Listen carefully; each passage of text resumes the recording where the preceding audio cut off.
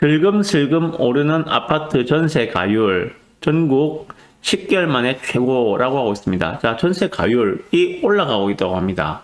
무슨 말일까요? 뭐 어떤 영향을 미칠까요? 거기에 대해서 일단 팩트 체크를 하고 제 의견을 말씀드리겠습니다.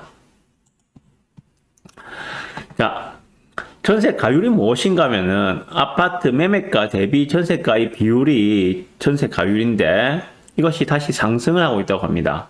자, 예를 들면 그런 겁니다. 전세 가율이라는 것은 아파트 가격이 5억이에요. 전세가가 3억입니다. 그러면 전세 가율은 5억분의 3억. 다시 말해서 60%라고 이야기를 합니다. 그것이 전세 가율입니다. 그걸 염두에 두시고 보시면 될 것 같아요. 보시면. 자, 전세값, 그 이유가 무엇인가? 그럼 전세 가율이 왜 올라가고 있는가? 전세 값은 오르는데 매매 가격은 떨어지기 때문이다. 그럼 당연히 전세 가격이 올라가겠죠. 전세가는 오르는데 매매가는 떨어진다고 했잖아요. 그죠? 그러면 분모분의 분자인데, 분모가 매매가고 분자가 전세가인데, 분모는 적어지고 분자가 커지니까 전체 값이 올라간다는 그 이야기입니다. 자, 전국 아파트 중위 전세가율도 66.9%로 작년 2월 이후 가장 높았다라고 이야기하고 있습니다. 전세 가율이 올라가기 위해서는 방금 말씀드린 매매가분의 전세가가 전세 가율에 말씀드렸는데 그 전세 가율이 상승하기 위해서는 매매가가 떨어지든지 전세가가 올라가든지 둘 다 동시에 나오면은 전세 가율이 급격하게 올라가게 되겠죠. 자, 보시면 서울 아파트 평균 전세 가율은 53.7%라고 합니다. 서울은 전세 가율이 53.7%. 다시 말해서 무슨 말인가 하면 이거는 결국은 매매가가 10억이에요. 전세가가 5억 3,700이라는 이야기입니다. 평균적으로 그렇다는 이야기예요. 아, 그렇구나. 서울은. 일반적으로 그 전세 가율은 지방일수록 지방 소도시일수록 전세 가율이 높습니다. 부산 같은 경우에도 동부상권과 서부상권의 전세 가율이 달라요. 동부상권은 전세 가율이 낮습니다. 서부상권은 전세 가율이 높아요. 70%, 80%까지 가는 데도 있습니다. 서부상권 같은 경우에는. 동부상권, 해운대나 수영 같은 경우에는 전세 가율이 60%에 미치지 못하는 데가 많습니다. 그렇게 보시고, 자, 보시면은 지금 서울 같은 경우에도 평균 전세가율은 53.7%라고 하는데 종로 같은 경우에는 62%, 중랑구, 서울 중에서 외곽입니다. 61%, 구로구 60%, 중구 60%, 강북구 60%등 서울 한강 이북 쪽, 한강 북쪽은 전세가율이 60%를 넘었다고 합니다. 그런데 강남구, 서초구, 송파구 등 강남 3구는 전세가율이 올랐다 하더라도 50%에 못 미치는 강남구는 46.5%, 송파구는 47.4%라고 이야기하고 있습니다. 네, 부산하고도 그 차이가 없죠, 그죠? 무슨 말인가 하면 부산도 동부 상권은 전세가율이 낮아요. 서부 상권은 전세가율이 높아요. 딱 그런 현상이 서울에서도 마찬가지로 한강을 중심으로 강 위쪽과 강 아래쪽이 차이가 나타난다. 그런 이야기를 보이고 있는데 전반적으로 전세 가율은 상승하고 있다. 네, 요 이야기를 지금 이 기사에서 하고 있습니다. 자, 이것을 왜 제가 오늘의 탑 기사로 가지고 왔는지 저에 대해서 제 의견을 좀 말씀드리겠습니다. 자, 지금처럼 매매 거래량이 지금 평균보다 훨씬 평균의 절반에도 못 미치죠, 그죠? 부산 같은 경우에 일반적으로 그 매매 거래량이 한 달 평균이 한 3,500에서 4,000건 정도, 많은 경우에는 많은 달인 경우, 우리가 일반적으로 매매 거래량이 많은 달은 3월달 그리고 10월달 요 두 개 달이 매매 거래량이 가장 많은 달이라고 보고 있습니다. 그런데 지금 나타나고 있는 그 매매 거래량은 평균 매달의 평균보다도 절반에 못 미치고 있습니다. 반면에 전월세 거래량은 평균 거래량보다도 훨씬 높은 것이 현실입니다. 자, 그러다 보니까 이렇게 전부 다 그 전세 거래량이 많다는 거는 사람들이 매매는 안 하고 전세만 찾고 있다는 이야기겠죠, 그죠? 그러다 보니까 수요가 몰리니까 전세가는 슬금슬금 올라갈 수밖에 없다. 이야기고요. 그런데도 그나마 부산은 전세가가 현재 급하게 올라갈 수 없고 오히려 보합을 유지할 수밖에 없는 것이 작년까지 폭발했던 그 입주 폭탄 때문입니다. 입주 물량이 넘쳤기 때문에 부산은 전세가가 상승할 수가 없는 조건이었습니다. 이제부터는 달라질 수 있다는 이야기입니다. 예.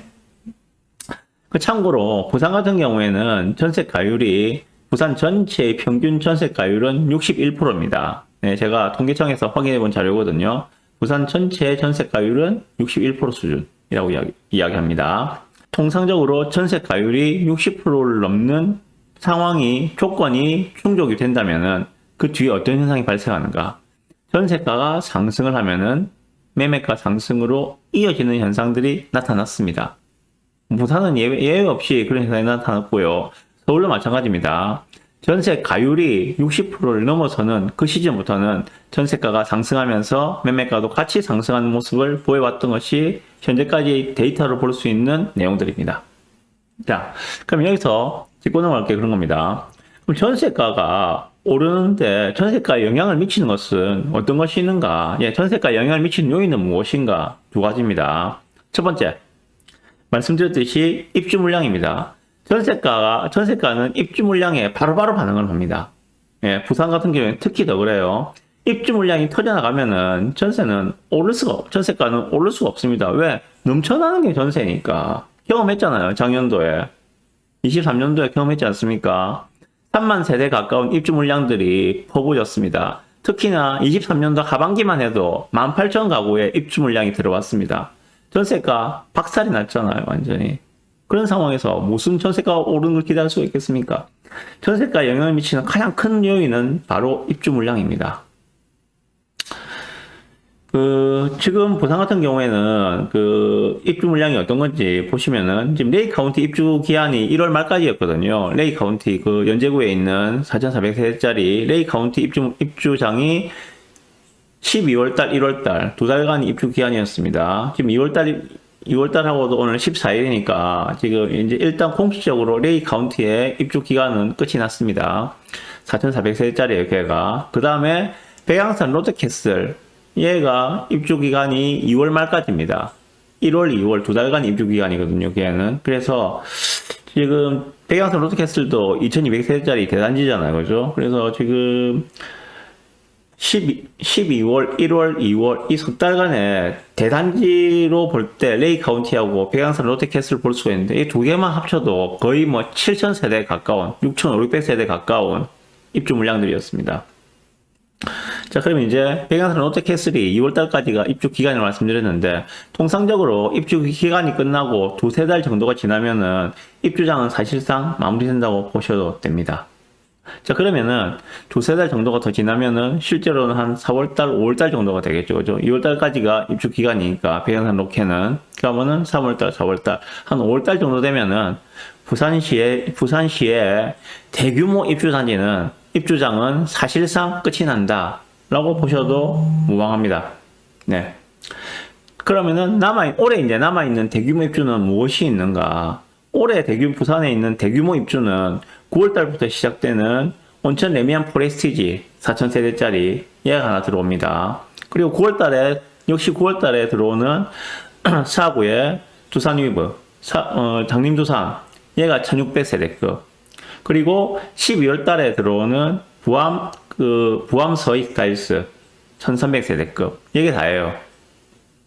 올해는 작년보다는 훨씬 덜하다라는 것을 알 수가 있습니다. 그리고 말씀드렸다시피 온천 레미안 프레스티지 동래구죠.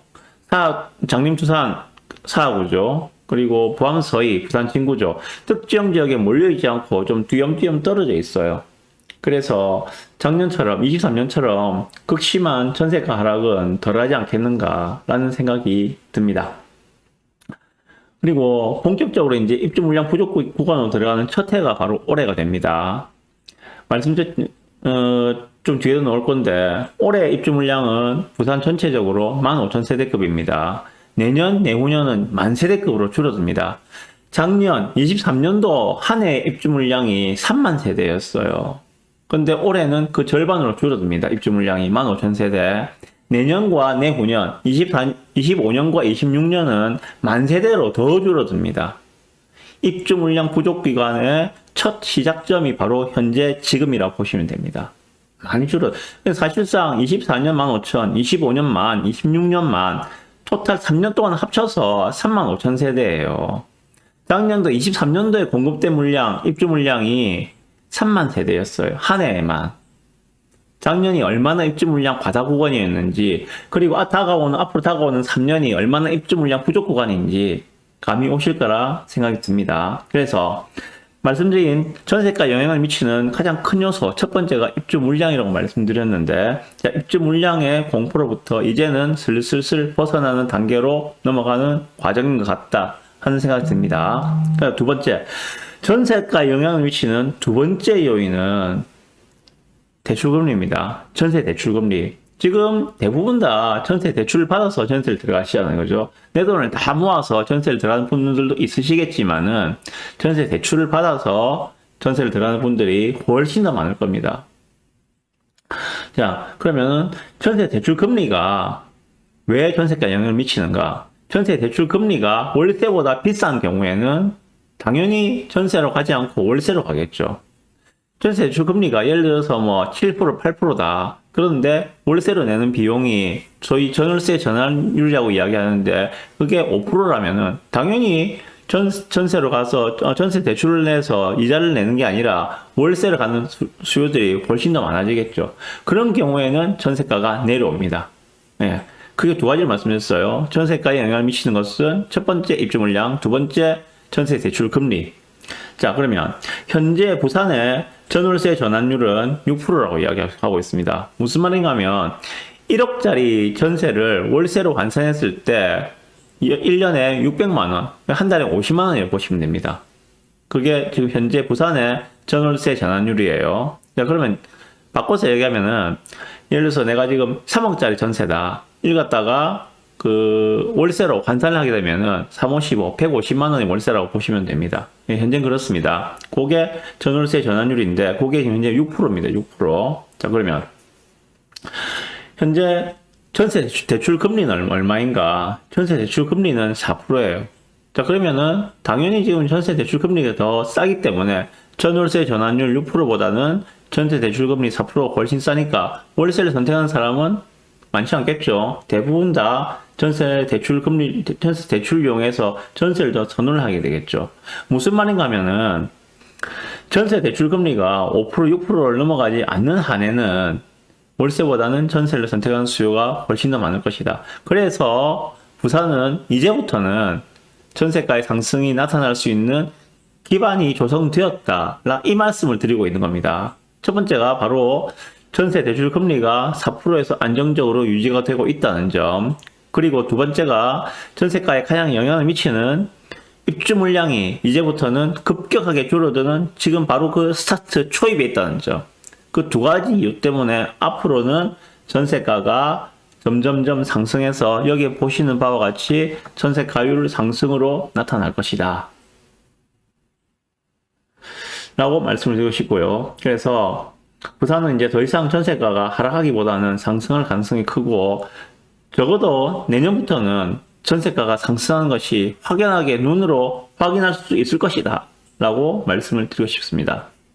잊지 마십시오. 부산은 전세가가 오르면은 매매가도 올랐다는 사실을 잊지 마시고 기억하셨으면 좋겠습니다. 이 말씀 제가 처음 드리는 거 아니에요. 아실에서 제가 그래프 보여드리면서 말씀드렸습니다. 요게 지금 부산의 매매가, 전세가 변동 그래프입니다. 파란색이 매매가 변동 그래프, 위에 빨간색이 전세가 변동 그래프입니다.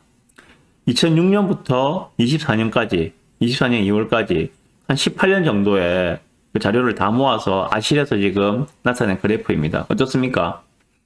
매매가와 전세가가 동조화돼서 움직이는 모습들을 확인할 수 있습니다. 전세가 오르면 매매가 오르고, 전세가 내리면 매매도 내리는 모습들. 그래서 말씀드리는 게 바로 앞에 말씀드렸던 그런 부분들입니다. 지금 이제 부산은 전세가가 상승할 수 있는 조건들은 마련되었다. 내년부터 눈으로 확인할 수가 있을 것이다. 적어도 하반기부터는 전세가가 더 이상 떨어지지 않고 오르는 모습들도 보실 수가 있을 것이다. 그렇게 되면 그 뒤에는 매매가의 상승으로 이어질 가능성이 매우 높다. 예, 이렇게 말씀드리고 첫 번째 기사 마무리할게요.